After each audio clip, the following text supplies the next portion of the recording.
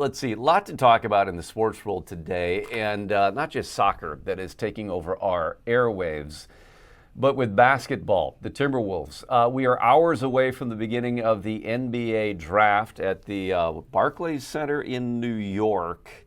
Last night, the Wolves made some moves, and another move happening today. Yeah, so it started with the roster. Now we're talking about the coaching staff.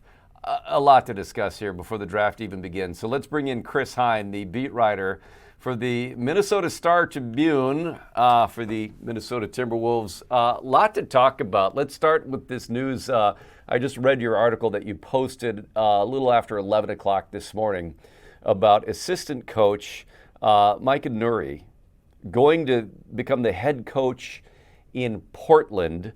How big a deal is this? I know that he was seen as a top prospect for a head coaching job. So it's, I guess, no surprise. What kind of an impact is this for Chris Finch and his coaching staff?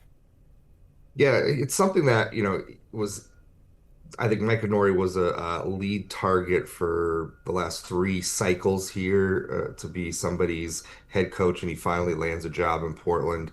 He's basically been with Chris Finch almost from the day Chris Finch got here in Minnesota, that first off season that Chris Finch was here. He brings in Mike Nori to be his lead assistant. So he's, they like to joke that they have similar minds, which is not necessarily a good thing, they'll say. Mike Nori was the one who took over for Chris Finch after he suffered an injury a few playoffs ago when Mike Conley ran into him and Chris Finch ruptured his knee. Mike Nori was the standing coach on the sidelines. He's given some pretty entertaining halftime interviews over the years as well. But he's one of the brightest minds, longtime scout, longtime assistant coach, kind of has an encyclopedic knowledge of plays and what other teams like to run in given situations. You'll always hear kind of Wolves players saying, well, Micah said they were going to run this, or Micah drew this up for us to run against them. So he's good with the X's and O's, handling rotations, things like that. And so Portland got one of the most respected assistant coaches in the NBA today. I am reading from your article here. Don't accuse me of plagiarizing. This is your article. Sure. I want to read to you that the quote that you put in here from Chris Finch is that we're very much on the same wavelength. We share a brain. If you know Micah, it's not the type of brain you want to share with most people, but we are very much in sync. Yeah. That one came from a few years ago. Yeah, they've been friends for a long time. They've known each other, a long time. Chris Finch, like Mike Nori, was a longtime assistant coach before he got his first head coaching job with the Timberwolves. So they kind of traveled similar paths in the NBA here. They knew each other from their days on the same staff in Denver. That's where they first worked together about 10 years ago or so.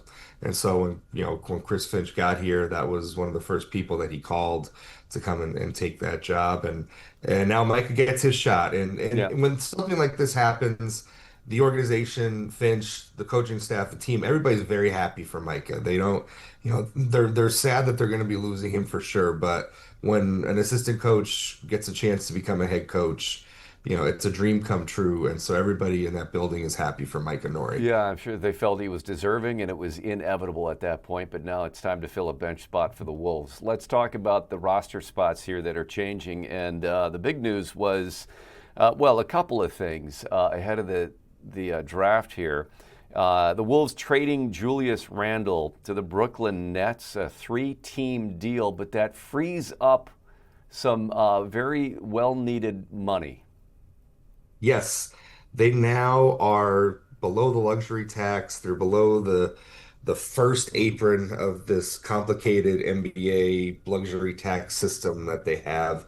And now they have a little more flexibility to sign a mid-level exception free agent of about 15 million per year. They have a little more room to make deals in taking back more money in trades to facilitate future trades as well. So really this trade it's not going to grab a lot of headlines. It's not going to excite fans. This trade was about roster flexibility moving forward and the financial, I guess, room to do something down the road, whether it's in a couple days here, whether it's maybe at the next trade deadline, what have you. But it really frees up a lot of their spending and assets, I guess you could Yeah. say, to make a larger splash down the road. We'll see how they choose to use it here in the near term. I tend to think that they'll be targeting a player to sign with that open mid-level exception for around $15 million. They could use a point guard. They could use some more ball handling. That's something that they talked a lot about needing at the end of the season. I would be surprised if they didn't target a player with that. But in the meantime, that helped give them flexibility to re-sign Ayo Dosunmu for about, what is it, 115 or 112 million, something like that, for the Yep, next, was it 5 112. Yep. years? Yep, 112 over 5 years. Yep, that's correct. How crucial was that? That was priority number one for Tim Connolly and the Wolves this offseason. That was their top free agent that they had to re-sign, and they got it done. I think at a little higher value than people thought. I think the general consensus around the league was that was going to come in around 18 to 20 million per year. Instead, it comes in at around 22 million per year when it all averages out. But he's somebody that they value very highly, that they viewed as a long-term investment when they made the trade in February. So he was not just a rental. They picture him as a big part of the core, whether as a starter or the sixth man coming off the bench. And he showed in the playoffs last year that, he doesn't back down from the big moments, that he can play his best in those crucial moments. He scored 43 points in that game four against Denver when Anthony Edwards and Dante DiVincenzo both went out because of injury. He stepped up, and his performance in that game was one big reason why they won that series. All right, couple minutes left here, so we got to move on to the NBA draft beginning tonight. I haven't had a chance to really research where the Wolves are in this draft, so I'm going to leave all this up to you about what we can expect from the Wolves when they pick, who you think they might be looking for.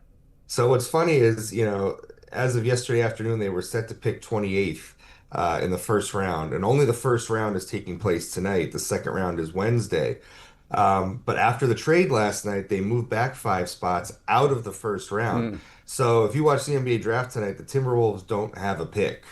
Now that could change. They can make another trade and jump up into the first round. Who knows what's going to happen? So stay tuned for that. But as of right now, they have the 33rd overall pick and the second to last pick of the draft. So they'll be making two picks as it stands right now on Wednesday night, but you just never know what's going to happen tonight. So stay tuned. Yeah, I mean, what do you expect that they'll be targeting in the draft? I mean, even if they stick with the picks that they have. I think honestly, when you pick in the second round, you have to just pick the best player available. Yeah. Regardless of position, I think you just have to go with a guy who you think is going to stick in the NBA, because the hit rate on second round picks is very spotty. Yeah. So you just got to pick the guy who you think is best. All right. Chris Hine, beat writer for the Minnesota Timberwolves for the Minnesota Star Tribune. Thanks again for your knowledge and insight. Appreciate it.